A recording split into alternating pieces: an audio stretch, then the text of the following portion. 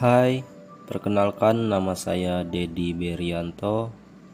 Pada pertemuan kali ini kita akan belajar tentang kolonialisme dan imperialisme bangsa Eropa di Indonesia. Langsung saja simak videonya berikut ini. Bismillahirrahmanirrahim. Assalamualaikum warahmatullahi wabarakatuh. Baiklah, pada video ini saya akan menjelaskan mengenai kolonialis dan imperialis bangsa barat di Indonesia.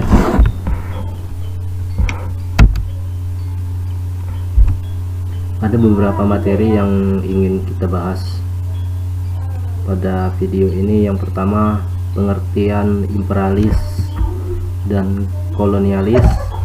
Yang kedua, latar belakang kedatangan bangsa barat ke Indonesia. Yang ketiga, proses kedatangan bangsa barat. Yang keempat, dampak penjelajahan samudra oleh bangsa barat. Oke, yang pertama, pengertian kolonialisme.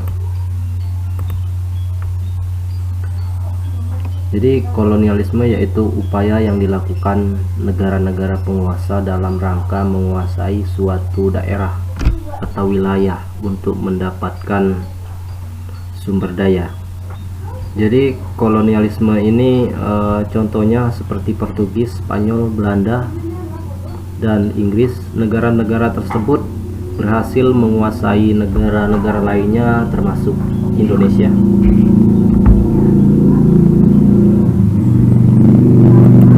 Terus yang kedua ada imperialisme, yakni suatu sistem dalam dunia politik yang bertujuan untuk menguasai negara lain dalam memperoleh kekuasaan atau keuntungan dari negara yang dikuasai. Berdasarkan waktu dan tujuannya, imperialis dibagi menjadi dua, yaitu ada imperialis kuno, ada imperialis modern. Imperialis kuno ini terjadi sebelum revolusi industri, sedangkan yang modern setelah revolusi industri. Adapun pelopor dari imperialis kuno yaitu negara Portugis dan Spanyol, dan untuk yang imperialis modern, negara pelopor negara Inggris. Tujuan dari imperialis kuno yakni yang pertama gold. Gold itu artinya emas. Yang kedua gospel. Gospel itu menyebarkan agama.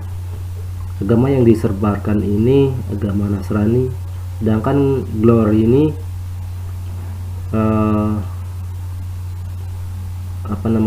kejayaan. Latar belakang kedatangan bangsa barat ke Indonesia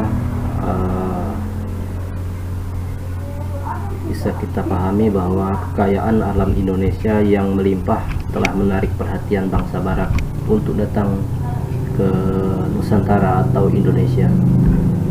Bahkan hampir setiap daerah memiliki rempah-rempah pilihan serta mempunyai karakteristik dan citra rasa tersendiri.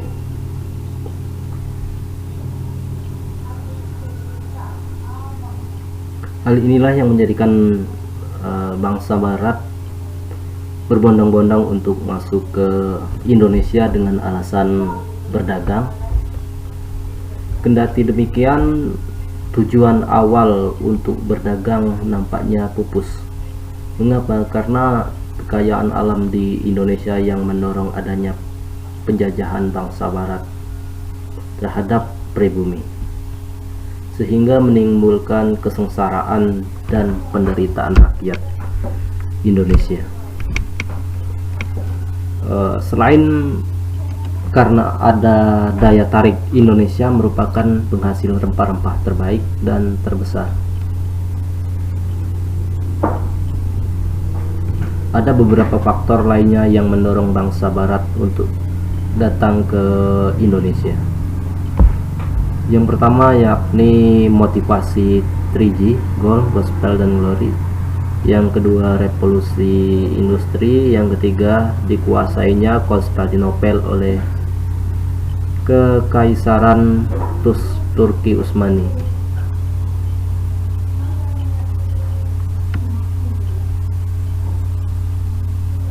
Untuk motivasi 3G, motivasi ini menjadi semboyan para bangsa barat dalam melakukan penjelajahan. Karena goal sendiri bermakna bahwa bangsa barat menginginkan kejayaan melalui penjajahan atau yang lainnya. Bangsa barat juga ingin mendapatkan kekuasaan atau kejayaan. Tujuan yang lainnya yakni ingin memperluas keyakinan, yaitu agama Nasrani di Asia yang kita sebut dengan Gospel. Yang kedua revolusi industri. Jadi bangsa barat ingin melakukan ekspedisi ke Indonesia, namun hal tersebut masih terkendala transportasi. Dengan adanya revolusi industri, bangsa barat dengan mudahnya menjelajahi Indonesia. Mengapa? Karena dengan adanya revolusi industri memunculkan penemuan-penemuan baru. Salah satunya mesin uap untuk kapal, sehingga mempermudah sisi pemasaran. Nah, yang paling penting yaitu dari latar belakang kedatangan bangsa barat ke Indonesia, dikuasainya Konstantinopel oleh Kekaisaran Turki Utsmani. Kenapa? Karena setelah ditaklukkannya Konstantinopel, bangsa Eropa menjadi bingung harus mencari kemana bahan rempah-rempah atau komoditas rempah-rempahnya. Padahal di masa itu rempah-rempah sangat tinggi nilai jualnya di Eropa. Kemudian bangsa Eropa melirik Indonesia karena keberadaan Indonesia sebagai penghasil rempah-rempah terbaik mulai terdengar bangsa Eropa. Pada akhirnya Indonesia menjadi rujukan orang-orang Eropa untuk membeli rempah-rempah dan memenuhi kebutuhan mereka.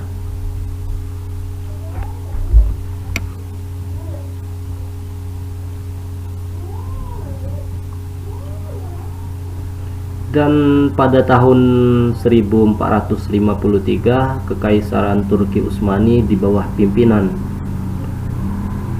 Sultan Muhammad II berhasil merebut Konstantinopel dari Kekaisaran Romawi. Dikuasainya Konstantinopel oleh Turki Utsmani ini juga mendorong para pedagang Eropa mencari jalur perdagangan di luar kawasan Laut Tengah untuk mencari sumber rempah-rempah. Oke, yang berikutnya kedatangan bangsa-bangsa barat ke Indonesia. Ada beberapa negara atau bangsa di sini. Ada Portugis, Spanyol, Belanda, Inggris. Portugis melakukan ekspedisinya pada tahun 1986 dipimpin oleh Bartolomeu Dias dengan menyusuri pantai barat Afrika. Nah, kita bisa lihat di peta di sini. Jadi menyusuri pantai barat Afrika langsung ke Tanjung Harapan. Jadi tujuan sebenarnya itu bukan ke Nusantara, yakni ke India. Namun gagal. Alfonso Alguero berhasil mencapai di Malaka pada tahun 1511. Kemudian Portugis berhasil menguasai Malaka dan Myanmar. Pada tahun 1512, bangsa Portugis di bawah pimpinan Antonio berhasil sampai di Maluku dan menjalin hubungan dagang dengan masyarakat setempat. Yang kedua, bangsa Spanyol. Ini kita bisa lihat garis putus-putus bangsa Spanyol. Jadi pada tahun 1522, ekspedisi Spanyol yang dipimpin oleh Juan Sebastian Elcano tiba di Maluku. Spanyol selanjutnya menjalin hubungan dagang dengan Tidore yang menyebabkan persaingan antara Portugis dan Spanyol di kawasan Maluku, sehingga kawasan tersebut memanas. Akhirnya pada tahun 1527 terjadilah pertempuran antara Ternate dengan bantuan Portugis melawan Tidore yang dibantu dengan Spanyol. Di pertempuran dan persaingan antara Portugis dan Spanyol berakhir setelah keduanya menyepakati perjanjian Saragossa pada tahun 1534.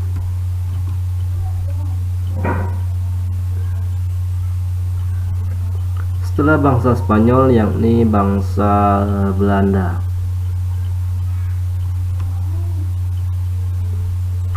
Bangsa Belanda sendiri datang mulai tahun 1595, menyusuri ujung selatan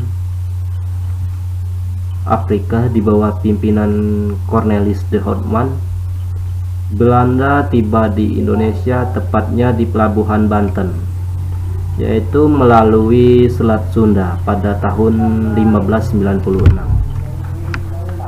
Tahun 1602 didirikannya VOC atau Perserikatan Perusahaan Dagang Belanda. Belanda berhasil menyingkirkan Portugis dari Malaka dan membujuk pengusaha Banten untuk mencabut izin. Yang terakhir, bangsa Inggris. Jadi ekspedisi yang dilakukan oleh bangsa Inggris ini pada tahun 1957, Inggris berhasil mengeksplor rempah-rempah dari Ternate dan membawanya ke Inggris melewati Samudra Hindia.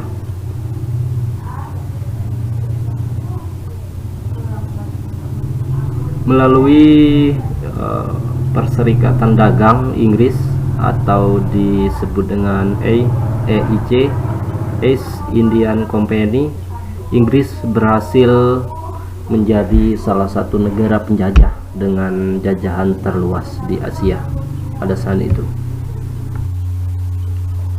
Oke, selanjutnya dampak penjelajahan samudra. Dampaknya sendiri ini ada dua sisi. Yang pertama ada sisi positif dan sisi negatifnya. Positifnya antara lain yakni adanya uji coba terhadap kebenaran suatu ilmu pengetahuan, seperti pembuktian terhadap kebenaran bumi itu bulat, serta penerapan ilmu navigasi dan maritim yang berguna bagi dunia pelayaran. Terus berkembangnya agama Katolik dan Protestan di berbagai belahan dunia,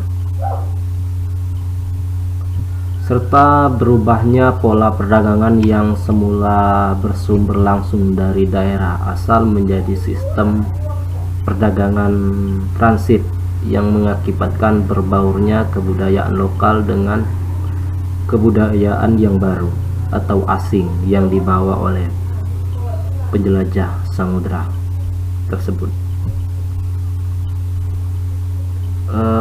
Dampak negatifnya yang ditimbulkan oleh penjelajahan samudra yakni kebencian terhadap kaum muslim.